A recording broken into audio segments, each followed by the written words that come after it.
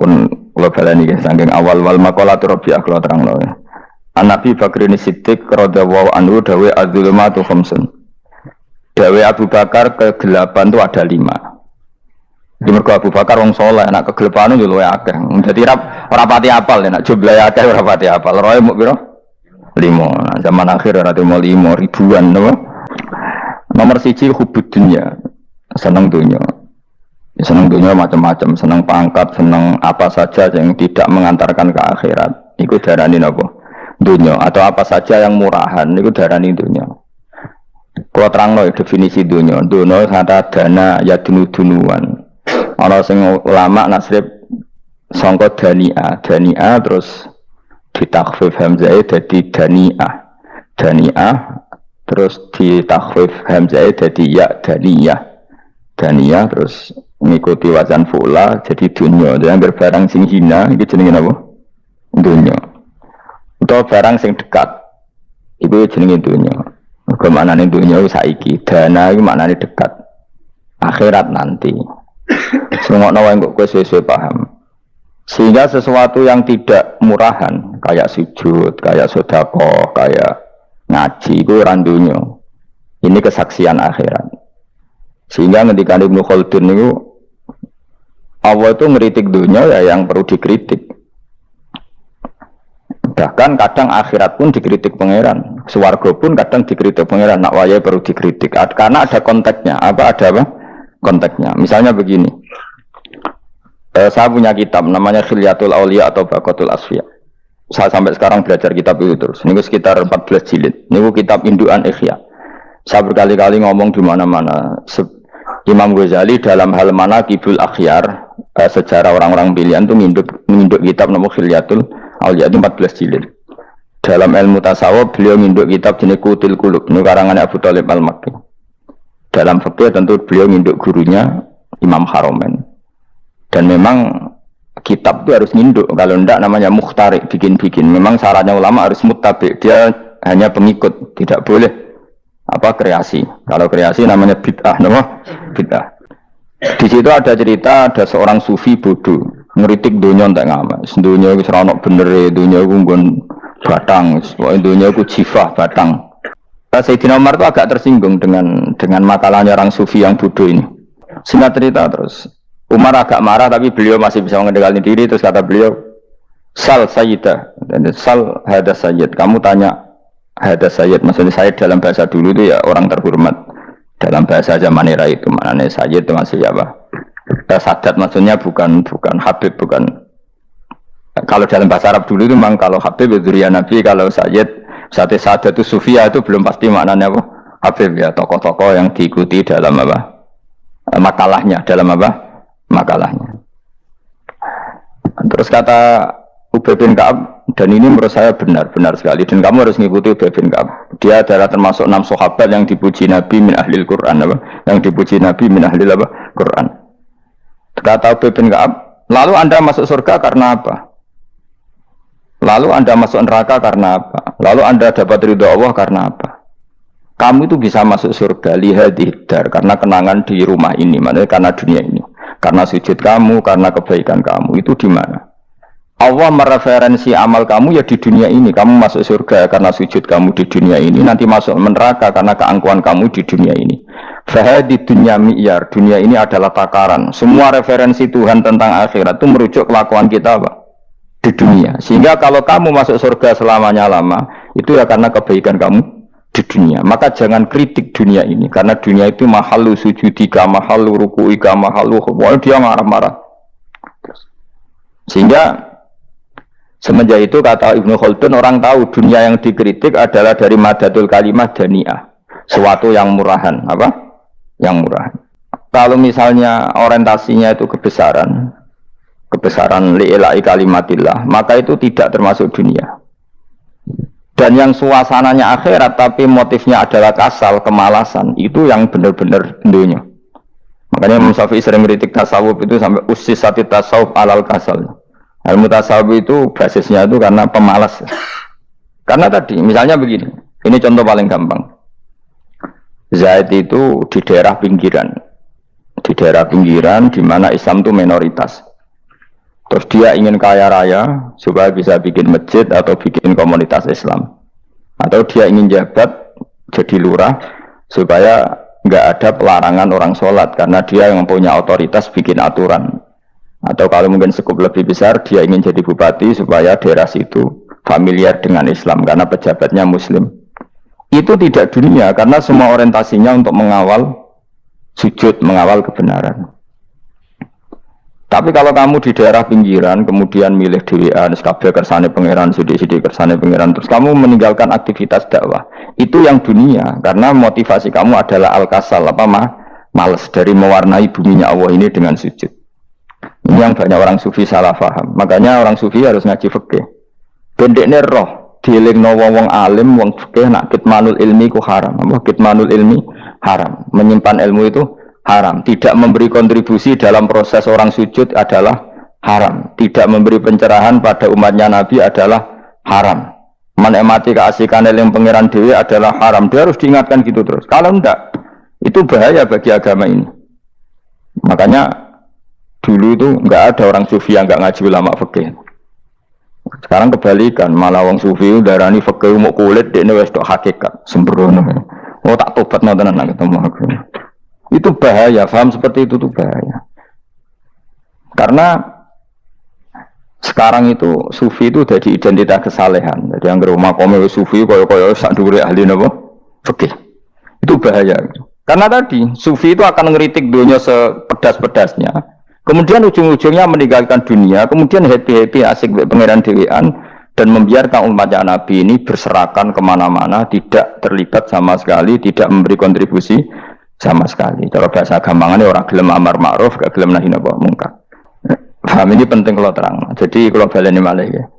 Sing dimaksud dunia ketika dikritik pangeran iku dunia sing sangka kata dani'ah, sesuatu sing murahan, sing enteng, sing nafsu. Iku jenenge napa?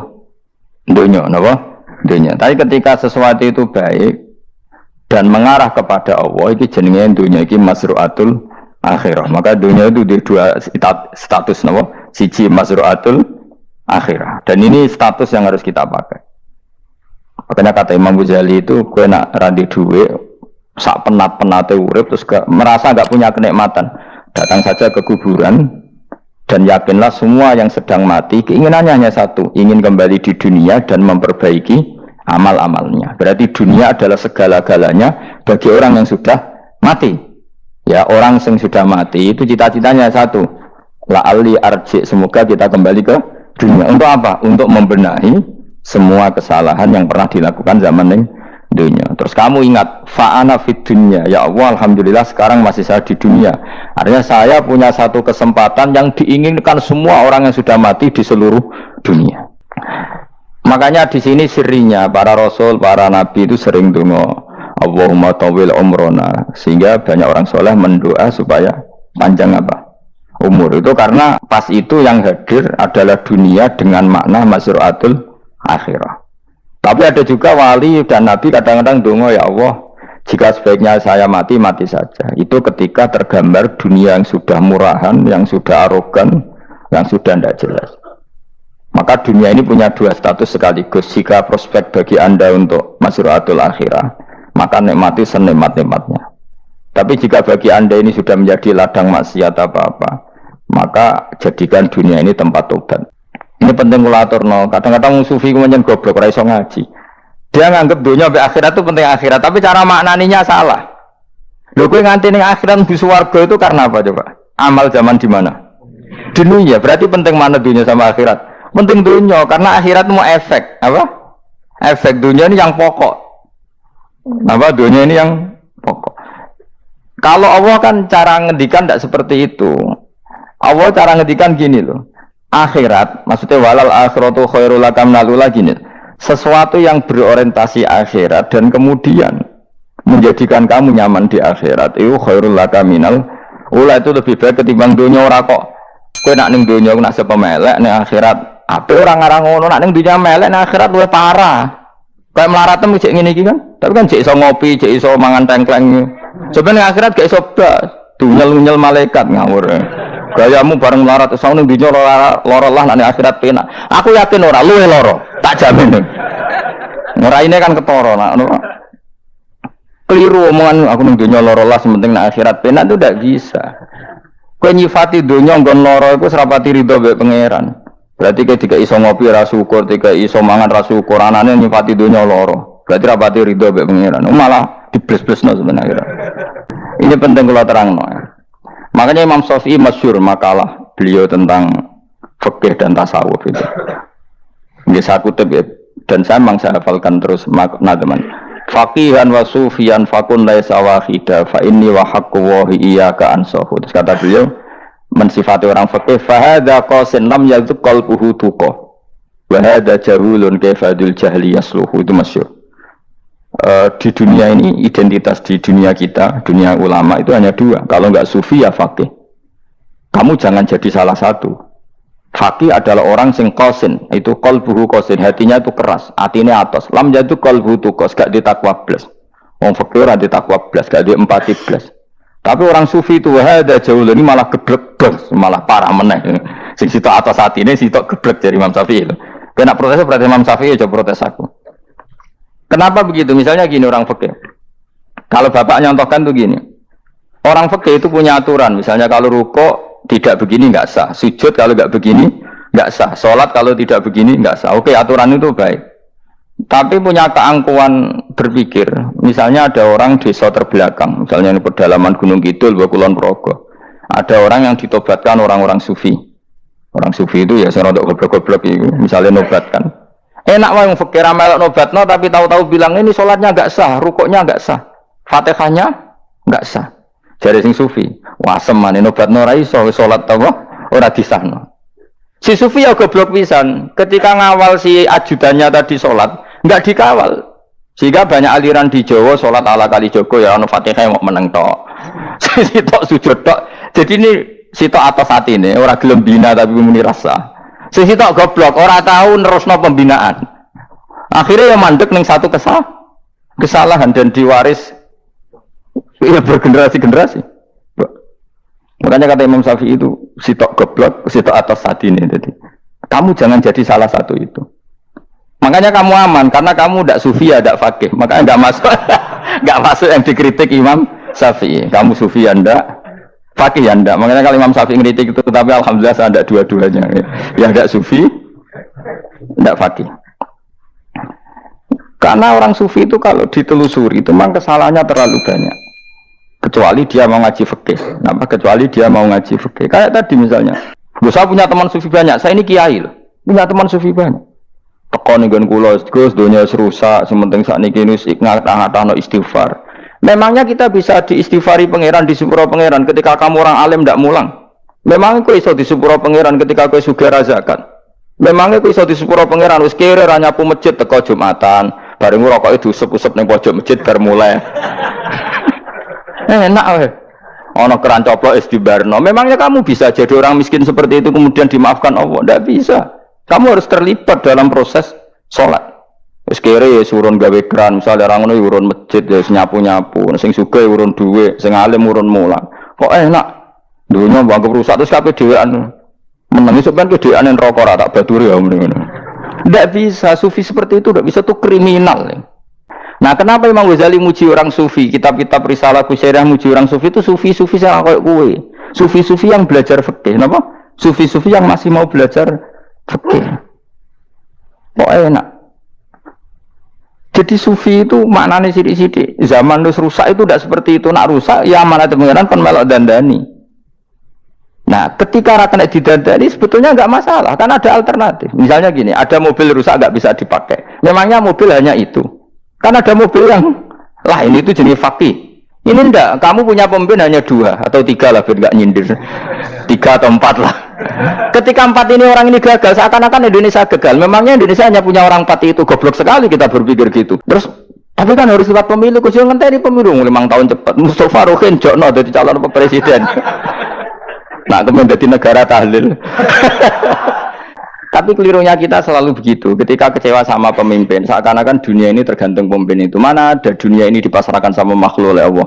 Dunia ini milik Allah, nggak pernah dipasarkan makhluk. Bahkan kiai mati pun nggak ngefek pada agama.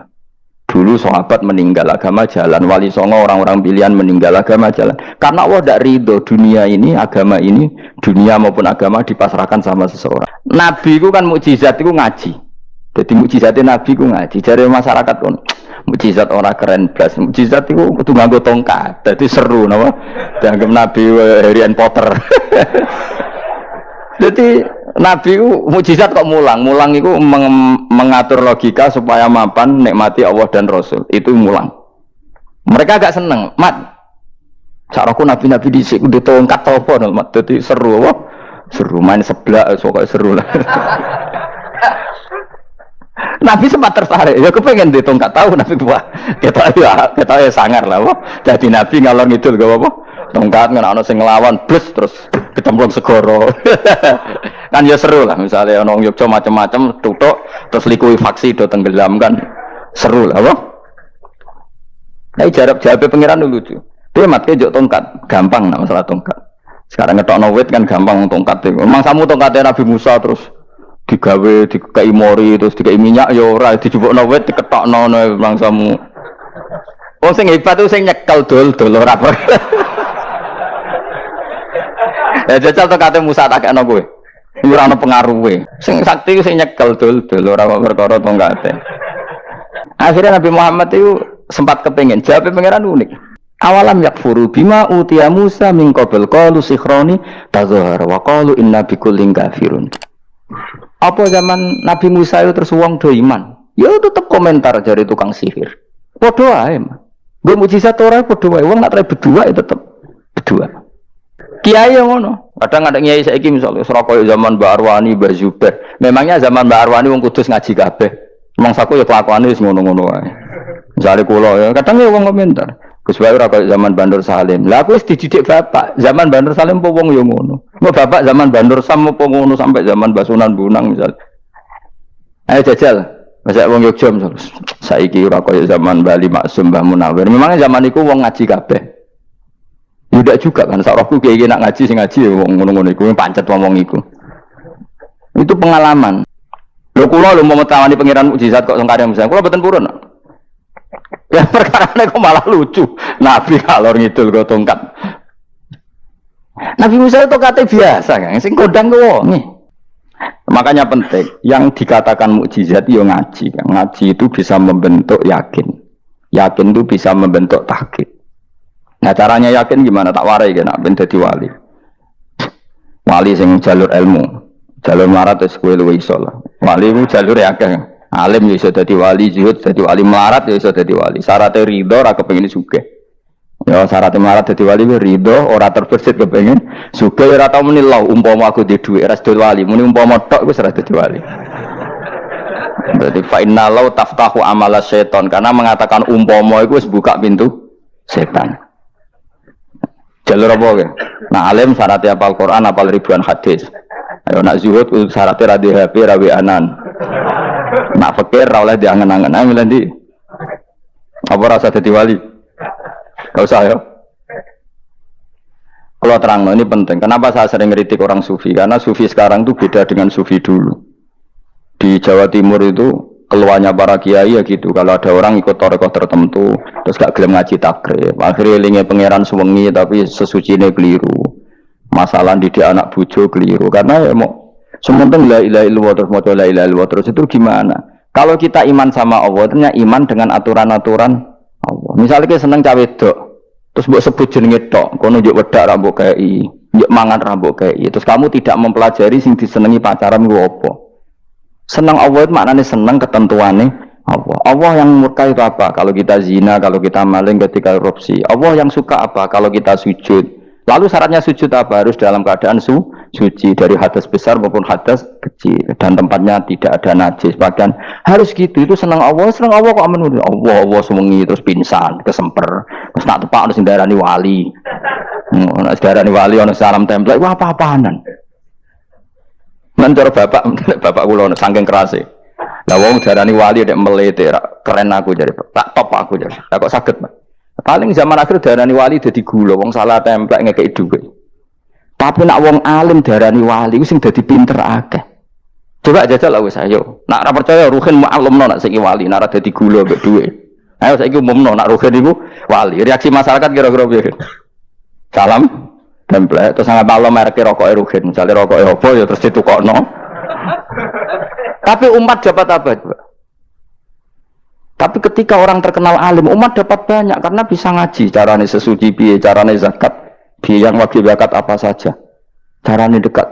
Tapi saya gak wali kalah mbek apa wong alim kalah mbek wali. Kulo niki diceritani Gus, kulo gak wong alim Gus. Jejer mbek wong terkenal wali ku ora salaman beda nih. Ya akhirnya melarat salam. Maksudnya salaman kok ono maknane ning Jawa Timur. Serau satu terangno maknane opo. Wah kere, wah gue podo wae wong alim kok kasut to. Nek kasute perkara hasile iku. Iku ya sarap pisan podo wae.